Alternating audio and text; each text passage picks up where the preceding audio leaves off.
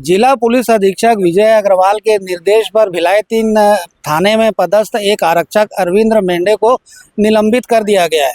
हालांकि निलंबन के दौरान उसकी ड्यूटी जरूर लगाई गई है, उसे गुजारा भत्ता निश्चित रूप से मिलेगा। इसके पीछे महत्वपूर्ण बात जो सामने आई है, ये भिलाई स्थानीय एक महिला जिसका पुत्र पास्को एक्ट में अंदर है, उससे छुड़ाने के एवज में जो तथाकथित जो सिपाही है, आरक्षक है, उसके द्वारा महिला को गुमराह करते हुए उससे जबरन शारीरिक संबंध बनाने का प्रयास किया गया। हालांकि उस दौरान महिला गर्भवती थी। इसकी वजह से आरक्षक को कहीं ना कहीं आरक्षक द्वारा उसे बख्श दिया गया, छोड़ दिया गया। तमाम तरह से फ़ोन के माध्यम से उसे अलग जगह पर स्थान पे बुलाया जाता था, अश्लील बातें की जाती थी। तमाम बातें संज्ञान में आने के उपरांत उस महिला द्वारा भिलाई 3 थाने में जो थानेदार है उन तक ये बातें पहुंचाई गई। इसके बाद उस महिला द्वारा एसपी साहब के पास आवेदन दिया गया। एसपी साहब ने एसएसपी साहब ने इस मामले की गंभीरता को देखते हुए तत्काल आरक्षक को लाइन अटैच किया। हालांकि रक्षक ही जब भक्षक बन जाएगा तो इस तरह की जो घटनाएं लगातार सामने देखने को मिलेंगी। हालांकि महिला के समर्थन में हिंदूवादी संगठनों द्वारा भिलाई 3 थाने में प्रदर्शन भी किया गया था।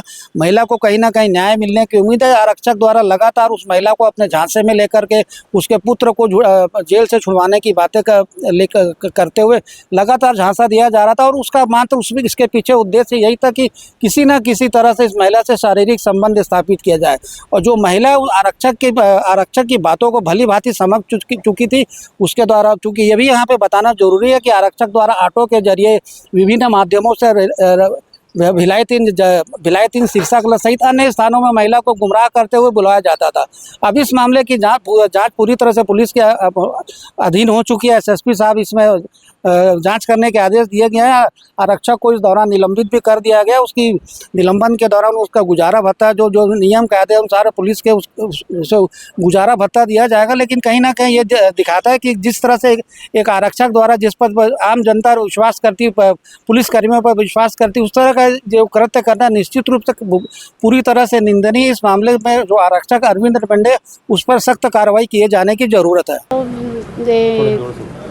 कहाँ चरौदा के बस स्टैंड में रा करके बुलाई से मैं चरौदा के बस स्टैंड में गए हूँ।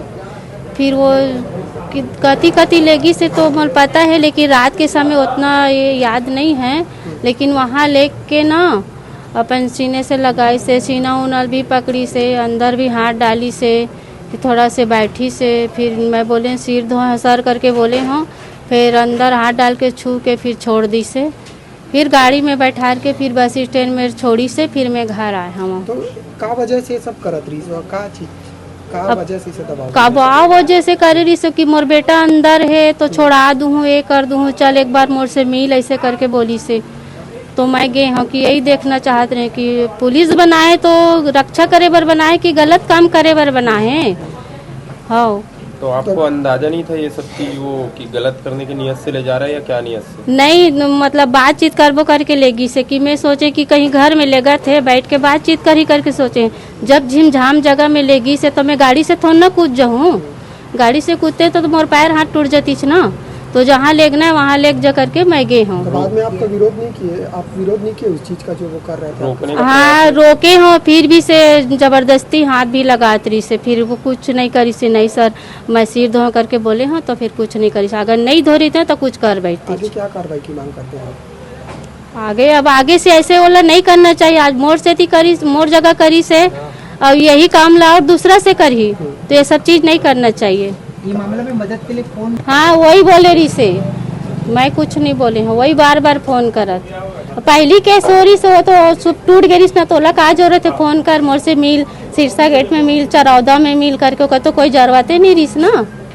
फिर का बार बोलत रही से कि मोला गलत करे बार बोलत रही सो। हाँ,